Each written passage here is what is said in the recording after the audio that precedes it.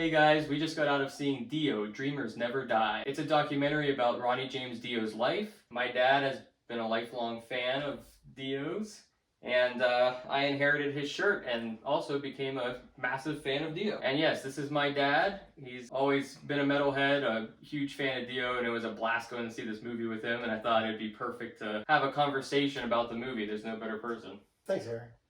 Appreciate that. We're going to dive into specifics about the film because it's just hard to have a conversation about it if we don't. If you haven't seen it and you're a metalhead or you're a fan of Dio or you're just curious about the topic, I think we both would highly recommend going to check it out and then coming back to this video because we're going to talk about specifics about his life and certain things that they showed in the film. So for any fan of metal or who lives through that golden age of metal that you lived through, I think this movie really gave you perspective into how much the metal community loves Dio. Mm-hmm. What the movie did is it really connected well with my memories. I remember how the rise of that type of metal was, and then the evolution of it through its life cycle, and then it did a really nice job of also showing how things came after that type of metal, like the hair bands, and then insurgence of the alternative metal, which really took all the spotlight from metal and kind of put it on a back shelf for a long time. That was interesting to see because from my perspective, I didn't have the opportunity to live through that. So I'm kind of looking back and wondering, why am I the only kid at school who loves Dio? Why am I the only one that knows more songs than just Holy Diver? And I think, we live in a different time now where American metal was so different, but it was cool to see all these metalheads, all these lead singers of massive influential bands on their own come together and talk so highly of Dio. Yeah, and what this documentary did, it didn't just highlight Dio, it gave a nice little history of that genre. Like, it didn't just focus only on Dio, it explained the evolution of the music from the early days of Deep Purple all the way through to the other end. And I think there was an education to be had. Yeah, I know from my perspective, again, I didn't live through it, so it was really cool to see that. It was kind of sad to see how much Dio kind of went on the back burner for MTV and all those things, but he never sold out, and that was really cool to see just how much Dio stayed true to himself. And I mean, you hear his music too all the time, and personally I never really thought too hard about his lyrics, but I mean, what did you think about the perspective that it kind of gave you on his lyrics? I always thought his lyrics had a deeper meaning, and especially in a time where there was less and less meaning with in the pop culture realm. You could always kind of it's like reading a good fantasy novel, or it's kind of like reading a philosophy book, where it takes you a little bit of a journey, a little bit of it provide you a new perspective, a different perspective on things. And but yeah, Dio was always one of the little more serious when it comes to lyrics. Yeah, it was even cool. Like, he was just so into driving home the idea that you chase your dreams and and then it was sad to see. I didn't realize later on that he became so negative about some of the messages that he used to have. He felt like he couldn't even sing about these chasing your dreams and stuff anymore. He looked at the world as being sort of depressing. I mean, did you see that side of Dio? I know for me, I never did.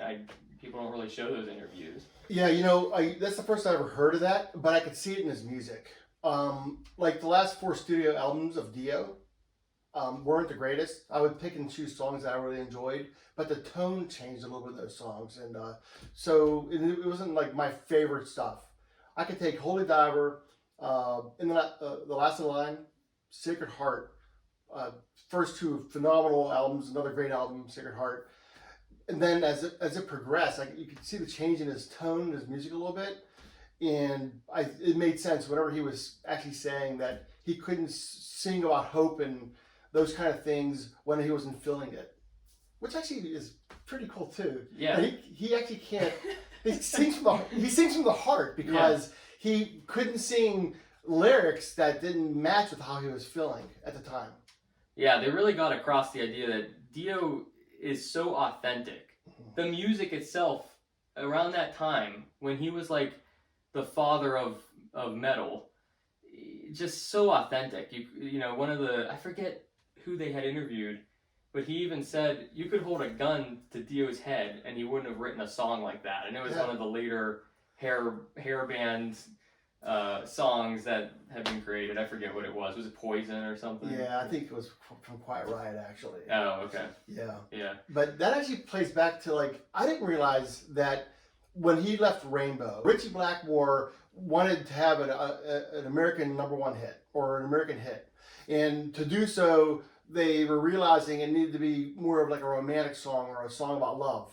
And so that conceptually, that didn't match what Dio was feeling, which Dio loves fantasy and that type of music that he had been putting out. So they leave, they separate. And by separating, Dio has no income, poor, and not even sure what his future holds for him. And he had not been big in America yet.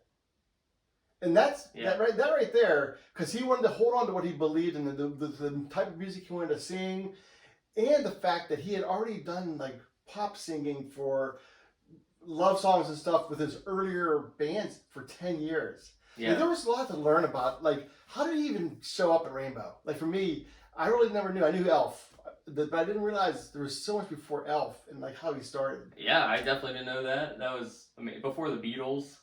Before the Beatles. That was insane. Yeah, and actually, I love this fact, too, because my brother and I knew all the lyrics to the Beatles albums, all of them, when we were growing up.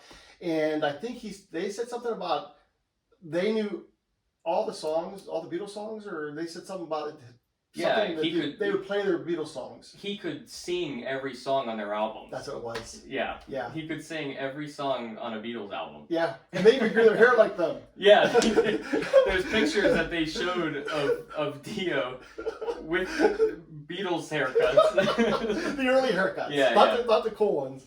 That was cool. And like, again, with the authenticity, I mean, what's more authentic than that?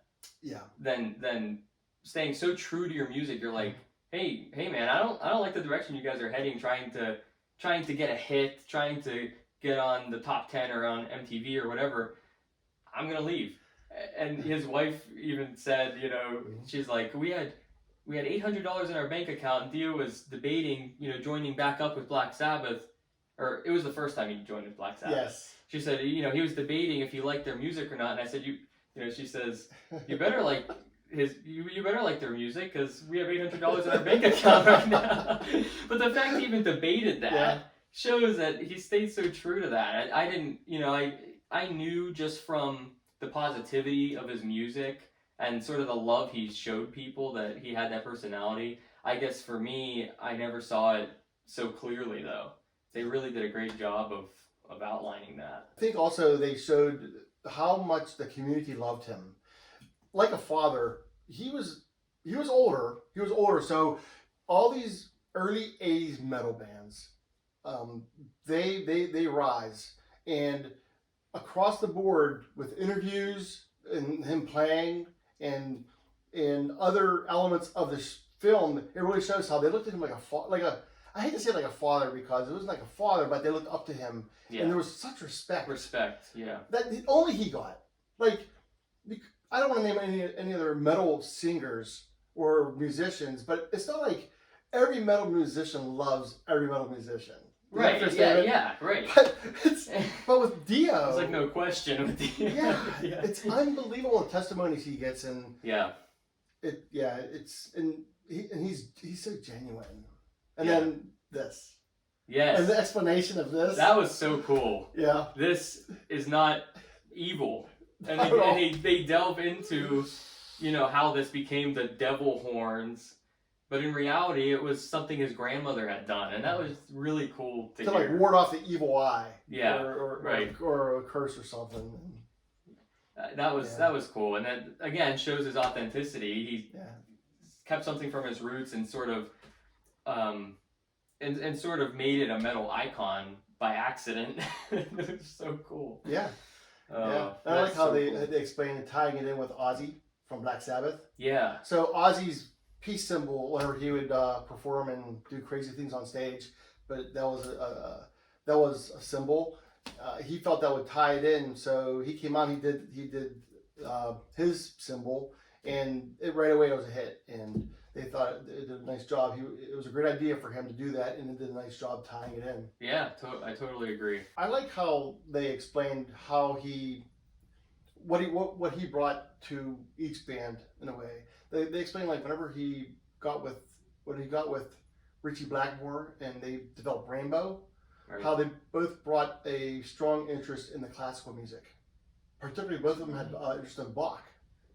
And then if you listen enough to those early albums with Rainbow, you could pick up on a lot of that influence. And I really love that. And then later, whenever he got with Black Sabbath, and the elements that they both brought to the table, and the stress that Dio was experiencing, not the stress, because they never said stress, but the challenge that he faced to be the person who replaced Ozzy on that stage. And they do a really wonderful job. That was some of the funnest part of this whole show, was just seeing how these bands developed.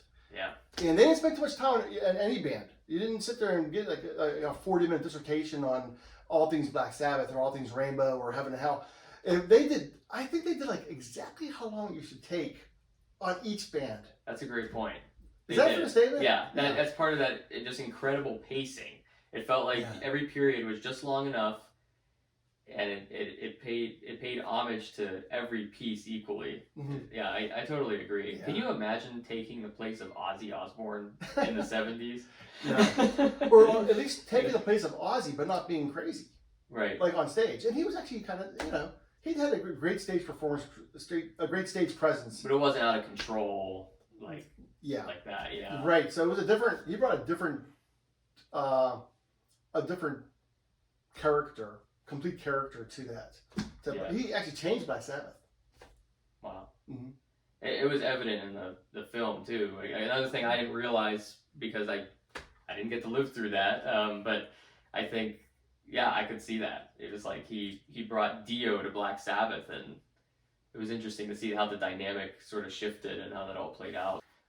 There's also a lot of interviews with his wife, and you're probably way more familiar with this than I was going in, but it was really touching to see, because metal gets a bad rap. I mean, any musician, you know how relationships are. It's like actors. But I thought it was really touching to see just how close they were, even with some of the challenges they had. She was even managing his band for a long time. And, not to get depressing, but to the very end, she was there, and they were so loyal to each other. And I think they even said, we knew we had each other's backs through the whole thing. Yeah. I don't know. I didn't know a lot about that. So for me, it was super special to see just how, the relationship that they had. That was touching. It really was. It was so touching that at the end, I would call it a little bit of a tearjerker. It was. This was an emotional ride. Would you agree? It was absolutely. Well, okay. Yeah. There's a lot of humor. There laughing out loud was what happened a decent bit in the show. So throughout, and it's kind of cool because everybody's sitting there watching this are Dio fans. Oh yeah, I mean, that's what's kind of cool. Yeah. So people are cheering. Everybody has something in common. Yeah, it was cool to see everyone come together. Yeah, a full theater. Yeah, we had a packed theater, and it had an environment to it. I mean, people were cheering, laughing. You could tell it got a little bit somber towards the end when they delve into his sickness and the last tour he went on and everything, and everyone is a fan in that theater, and it was just such a cool experience. Yeah, and they showed he's very humble, and he shows great humility. And we were talking on the way home, and you want to talk about what he said in the hospital? I mean, you can imagine he had stomach cancer, and they had clips of him in the hospital, and instead of feeling sorry for himself or just being down, which would be so understandable in the situation that he's in, what did he say? He was like... He was saying how incredible the staff there was, and he was just commending everybody else. Yeah, it's just what an incredible Yeah. person, and even commenting on how happy he was to have his wife there, and how incredible, like you said, the hospital staff was, and just how he was going to keep fighting to get better. He wasn't going to give up. I think we all strive to be a person like that. He had so much love in his heart and was so awesome to the very end. I mean, who can say that? Yeah. It's amazing. It is. I don't know. It's a unique thing to have that. And I know this is a change of tone, but I wanted to bring up, because I know you mentioned this too on the way home, about just how humble he was even with his material possessions. His wife mentioned how he never even hung his platinum records. He never hung, put his achievements on display. He has every right to, but he was just such a humble guy. He didn't want to show off for people visiting his home, and he just wasn't like that. That was really cool to hear. Even, what did he say about his house? That he could sleep on a table, or but the most important thing was for him to be able to sing, and that's what came out. The whole in retrospect, it's all about his love for performing and for performing for people, because he even said that at the end. He says when he came back out on stage for an award ceremony just before he passed away, I think it would have been, right? Mm-hmm. And he made a comment that it felt so good to be back out in front of people, and I think that's one of the things he loved the most, because he had been performing when he was small. He started playing trumpet.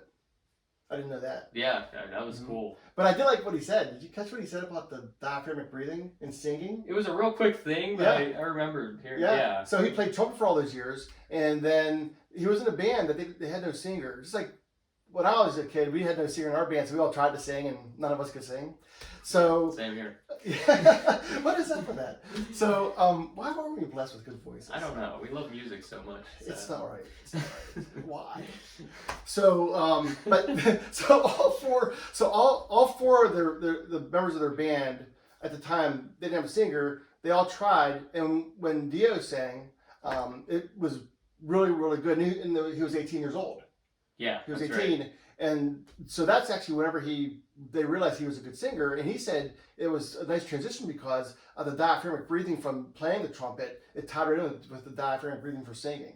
Yeah, I think he even said he felt like he was playing the trumpet when he was singing. Yeah, that's so cool. Yeah, and I mean, he was an amazing classical singer too before that, and it's cool because we're huge fans of Manowar as well, and that Eric Adams, the lead singer, can sing opera and had sang opera before Manowar. Is that right?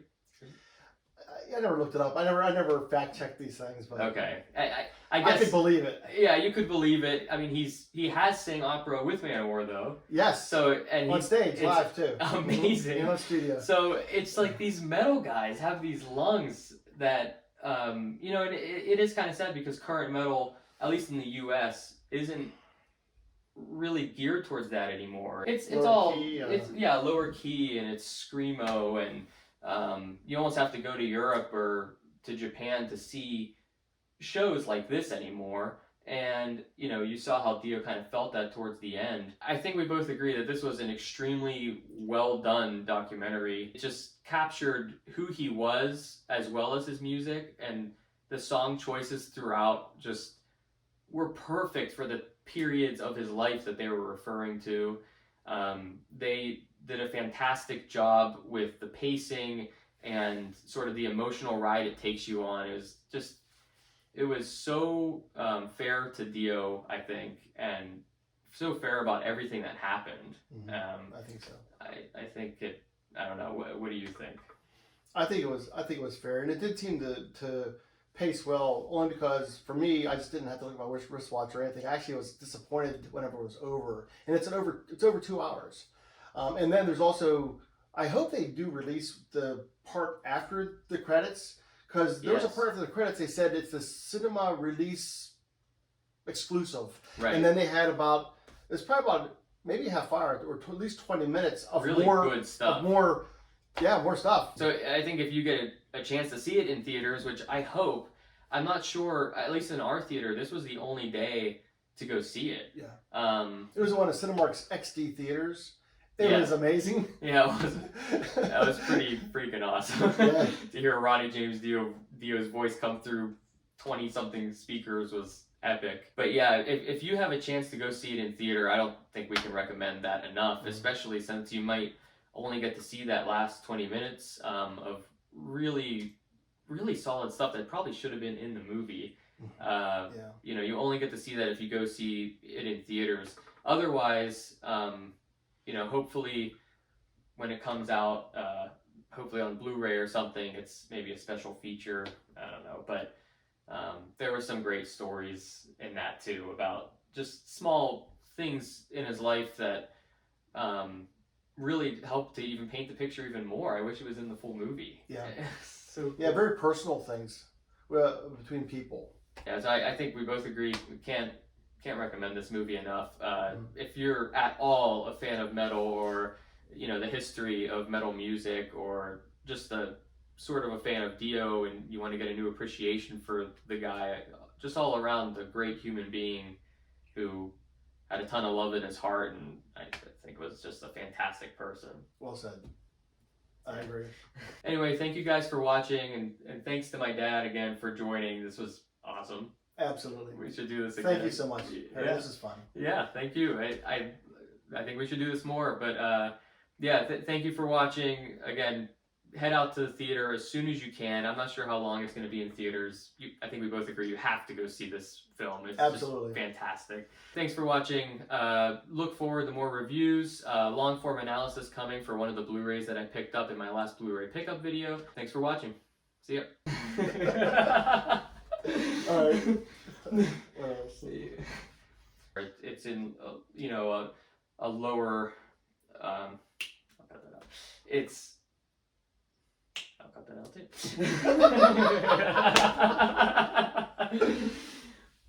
What's the word?